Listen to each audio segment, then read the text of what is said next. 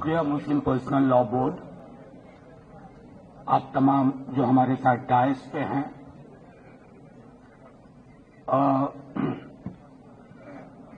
ये सियासी झंडों की लड़ाई हो ही नहीं सकती, इसलिए मैं बहुत शुक्रिया अदा करता हूं मुस्लिम पर्सनल लॉ बोर्ड का,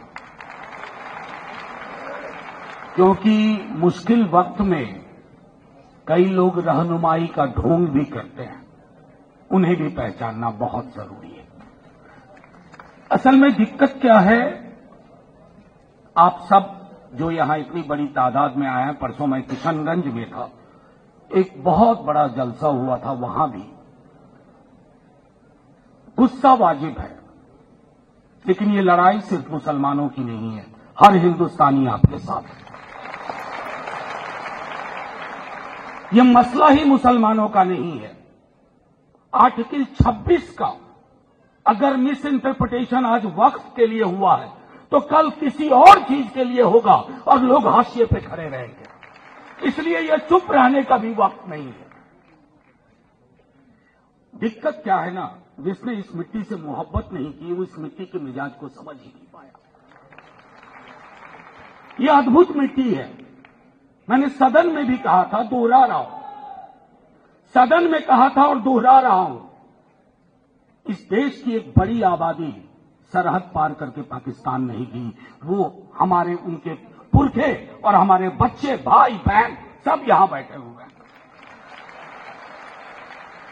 अरे हम हिंदुओं को मुसलमानों को देखने की आदत है डेली, और मुसलमानों को हिंदुओं को देखने की आदत है। हमारे रिश्ते हैं, सिखों ईसाइयों को, हम दोनों को देखने की आदत है। और इस रिश्ते की जिसको समझ नहीं, वो हमसे हिसाब मांग रहे हैं।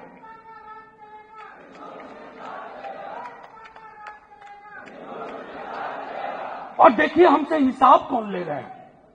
लिबास पूछते हो, आके लिबास देखो इस मंच का, आके लिबास यहां देखो, ये लिबास है कॉन्स्टिट्यूशन का, आइन का। इस लिबास से लड़ रहे हो। ये लड़ाई सीधे तौर पर जुल्म और इंसाफ के बीच की लड़ाई है, और जो हमारे साथ नहीं है वो जुल्मियों के साथ है, सीधे तौर पर।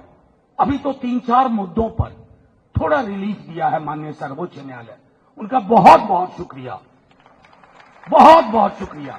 लेकिन कई मसले हैं, 40 सेक्शन, सब सेक्शन, क्लॉजेस, जिसमें हमें क्लैरिटी चाहिए, डाइल्यूशन नहीं चाहिए।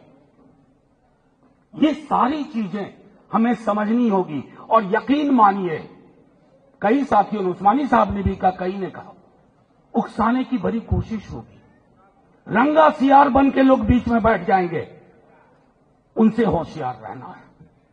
ये लड़ाई मिलके ही लड़ी जाएगी और मुकम्मल अपनी मंजिल हासिल की जाएगी।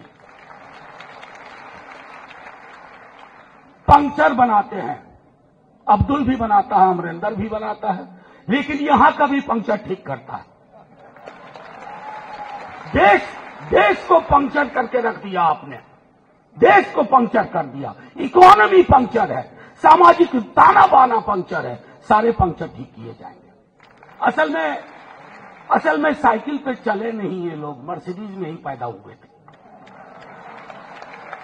साइकिल पे चला हूं, पूरा विद्यार्थी जीवन साइकिल पे काटा है। तभी सिंबल भी नहीं था समाजवादी पार्टी का साइकिल। तो हुआ यूं कि जब साइकिल पंक्चर होती थी तो पंक्चर वाला जमीन पे बैठते हुए ऊपर वाले की तरह दिखता था कि साहब मेरी फुस पड़ी साइकिल को इसने हवा भर दी। हवा भरना जानते हैं, हवा टाइट करना भी जानते हैं। ये हम सबको। और एक आखिरी चीज कह करके अपनी बात खत्म करूंगा, क्योंकि थोड़ी तबीयत अच्छी नहीं लग रही थी, परसों किशनगंज से आया, अभी फिर कहीं जाना है। मैं सिर्फ आप लोगों को कहूंगा, मायूसी नहीं रखनी है। आपका करार गांधी, नेहरू, मौलाना आजाद से था। उस करार को जो तोड़ेगा तो तख्त को ताबूत बनते देर नहीं लगती। वो करार जीतेगा, वो करार जिंदा रहेगा। मायूस मुल्क, मायूस इरादे मंजिल नहीं हासिल करेंगे। ये लड़ाई आपकी नहीं है। मैं आखिरी बात कहता हूं, ये लड़ाई मेरे पार्टी के प्रेसिडेंट इतने बीमार थे और हर आदमी का भाषण सुन रहे थे कि कौन क्या बोल रहा है वक्त पे। लोकसभा में 4 बजे सुबह तक, राज्यसभा में 3:30 बजे सुबह तक मेरे नेता प्रतिपक्ष यंग आदमी है, लेकिन उन्होंने जैसे ही हम हारे, नंबर बहुत आए हमारे पास, जितनी हमारी हैसियत नहीं थी राज्यसभा में। 85 का आंकड़ा था, 98 वोट आए, 98। ये लोग कौन हैं? ये लोग आपके साथ हैं, मरते दम तक साथ रहेंगे और इस लड़ाई को जीतेंगे। झंडे का रंग नहीं देखा जाएगा, बस मुल्क की जो तामीर, जो तसव्वुर मौलाना आजाद, नेहरू और गांधी ने की थी, वही मुल्क पंक्चर ठीक करके बना देंगे। जय हिंद, जय हिंद। शुक्रिया बहुत बहुत मुस्लिम।